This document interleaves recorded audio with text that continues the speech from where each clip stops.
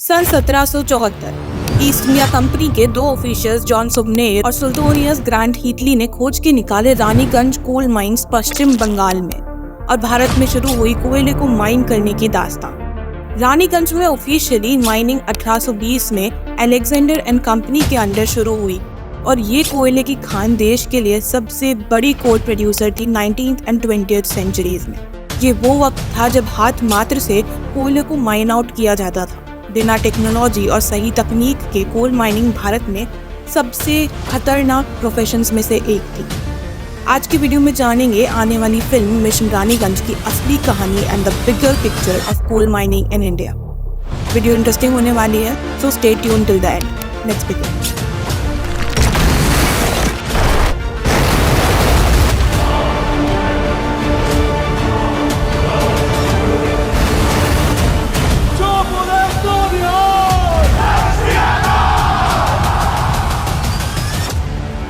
Year 1989, तारीख 13 नवंबर। रानीगंज में mining operations अपनी गति पे चल रहे थे।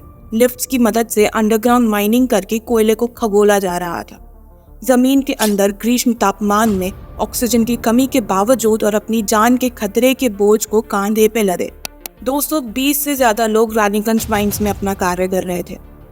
कोयले के बड़े बड़े ब्लॉक्स को छोटे टुकड़ों में तोड़ने के लिए ब्लास्टिंग की जाती है, जो कि डेंजरस होती है अगर सही तकनीक और टेक्नोलॉजिकल सपोर्ट और सेफ्टी मेजर्स के साथ नहीं कंडक्ट हो, क्योंकि उससे कोलैप्सेस और केविंग्स यानी टनल के धंसने के चांसेस होते हैं। और ऐसा ही कुछ उस दिन भी हुआ जब एक ब्लास्ट की वजह से माइन का पूरा स्ट्रक्चर शेक करने लग गया, जिसके वजह से साइड के पास की अंडरग्राउंड वाटर टेबल की वॉल क्रैक हो गई और सारा पानी माइन के अंदर भरने लग गया। लिफ्ट के पास मौजूद लोगों को सक्सेसफुली लिफ्ट कर लिया गया, लेकिन 6 लोगों की ऑन द स्पॉट डेथ हो गई और तकरीबन 65 लोग अंदर ही फंस गए। पानी का लेवल बढ़ते जा रहा था और ऑक्सीजन का घटते जा रहा था। उस अनइवन और खतरनाक बोरहोल में जाके किसी का बचे हुए लोगों को बचा के निकालना इम्पॉसिबल था। पर जब सबने उम्मीद छोड़ दी थी, जब भी जसवंत सिंह गिल, जो कि Indian school of mines now IIT Dhanbad से पास्ड आउट एक यंग, ब्रेव और हीरोइक इंजीनियर थे, उन्होंने मानो सबकी जान बचाने की ठान रखी थी। उन्होंने बड़ी मशक्कत के बाद कोल इंडिया के चेयरमैन से परमिशन ली to go inside the 110 feet deep mine और एक 6 फीट लंबी 21 इंच के डायमीटर की एक आयरन कैप्सूल को डिवाइस किया गया, जिसे 12 टन की क्रेन से जोड़ा गया ताकि कैप्सूल को सेफली एक नए खोदे हुए बोरहोल से बाहर और अंदर किया जा सके।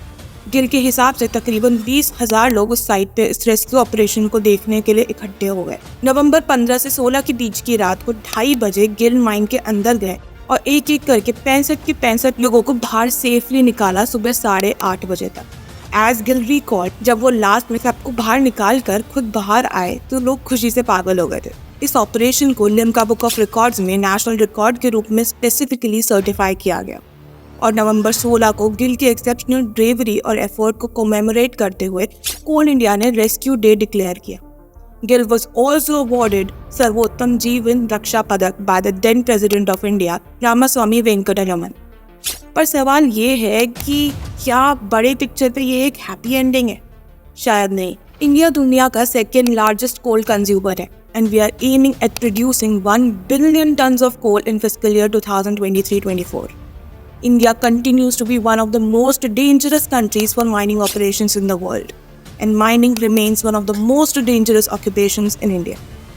2017 तक की बात करें तो नियरली हर 6 दिन में एक माइन वर्कर की इंडिया में डेथ हो रही थी। 2021 में SCCL के तेलंगाना के ककाडिया खानी कोल माइन में अप्रैल में 2 लोगों की मौत हुई। अगस्त में सेम कंपनी के 3 माइनर्स की। मेघालय में 9 माइनिंग एक्सीडेंट्स में 9 people died and 2 are still missing। 30 मई को रिम्बई के पास एक इलीगल माइन में डायनामाइट एक्सप्लोजन के कारण 5 माइनर्स फंस गए, जिसमें से भी 3 की ही बॉडी बरामद हुई है। ये स्टैटिस्टिक्स इंप्रूव बेशक हुए हैं over past few years, but we are still far behind. Minister Prahlad Joshi के हिसाब से जनवरी 2019 से नवंबर 2020 तक 254 सीरियस एक्सीडेंट्स माइनिंग के वजह से हुए, जिसमें 84 people died। 2023 में मार्च तक ही 10 लोग माइनिंग के एक्सीडेंट्स के चलते अपनी जान गंवा चुके थे। इनफैक्ट अकॉर्डिंग टू एक्सपर्ट्स ये फैक्ट बहुत ज़्यादा अंडर एस्टिमेटेड है and the real figures are not even out. कई केसेस को पॉलिटिकल रीजन से दबा दिया जाता है, कई इलीगल माइनिंग के चलते सामने ही नहीं आ पाते.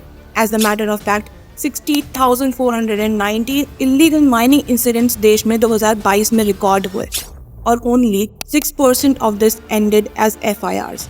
तो अब आप सोच सकते हैं कि असल माइनिंग डेथ्स भारत में रिपोर्टेड फिगर के कंपैरिजन में कितनी हाई होंगी. अगर इन एक्सीडेंट्स के रीजंस देखें तो 2017 की गवर्नमेंट की NCBI रिपोर्ट की माने तो 36.85% एक्सीडेंट्स टूल्स एंड इक्विपमेंट्स की पुअर कंडीशन और मेंटेनेंस के कारण हुए. 10.5% वायलेशन ऑफ SOPs और पुअर रिस्क मैनेजमेंट के कारण. Surface conditions, condition of the operator, lack of communication और विजिबिलिटी भी डोमिनेंट रीजंस रहे एक्सीडेंट्स के. कुछ नेचुरल और एनवायरमेंटल रीजंस को ह्यूमनली टैकल करना हमारे कंट्रोल में नहीं है, लेकिन सेफ्टी प्रोटोकॉल्स को इंश्योर करने के लिए सेफ्टी फाइन्स को बढ़ाना, बेटर मेंटेनेंस और use of high octane tools and equipments, monitoring को बढ़ाना, ऑपरेटर की मेंटल और फिजिकल कंडीशंस पे चेक रखना before they go inside a mine और सही टेक्निक्स को यूज़ करके माइनिंग ऑपरेशंस कंडक्ट करना, ये सब हमारे हाथ में है. सही टेक्नोलॉजिकल इंटरवेंशन, रेगुलेशंस, इम्प्लीमेंटेशन और सेफ्टी प्रोटोकॉल्स को यूज़ करके हम माइनिंग इंडस्ट्री को कंपैरेटिवली कई गुना सेफ बना सकते हैं और रानीगंज जैसे एक्सीडेंट्स को अवॉइड कर सकते हैं. And so shall we. Well, I am excited to watch this movie. What about you? और अगर आप ये मूवी देख चुके हैं तो don't forget to share your reviews in the comment section. देश के निर्माण में न जाने कितनी अनकही कुर्बानियाँ और कहानियाँ होती है ना. वीडियो पसंद आई हो तो चैनल को सब्सक्राइब और वीडियो को लाइक और शेयर भी कर देना. जय हिंद.